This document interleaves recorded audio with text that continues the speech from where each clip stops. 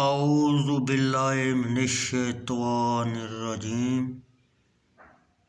بسم اللہ الرحمن الرحیم۔ بخاری شریف جلد سوم حدیث نمبر 2353۔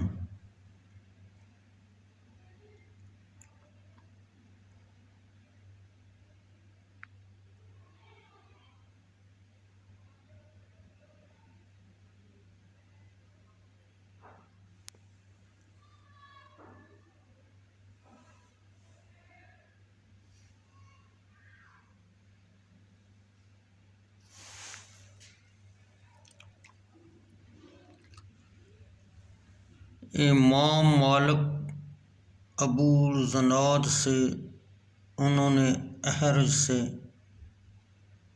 انہوں نے حضرت ابو ہریرہ رضی اللہ تعالیٰ عنہ سے روایت کی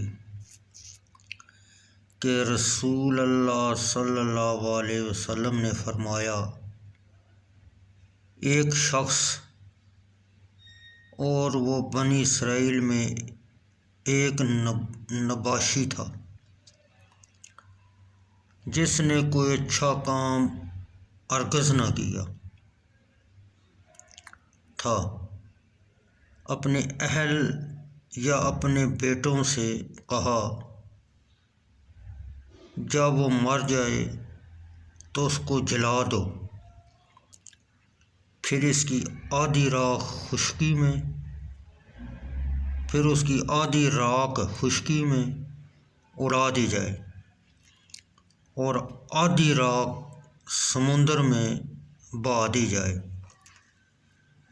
باخدا اگر اللہ عز و جل اس پر قادر ہوا تو وہ ضرور اس کو ایسا عذاب دے گا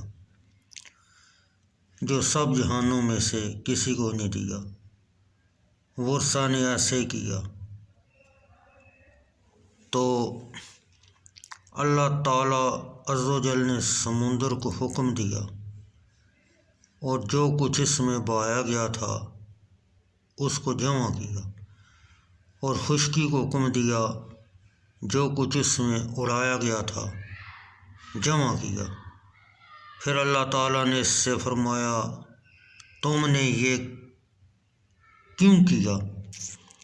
اس کفن چور نے کہا، تیرے خوف کی وجہ سے، اے پروردگار، میں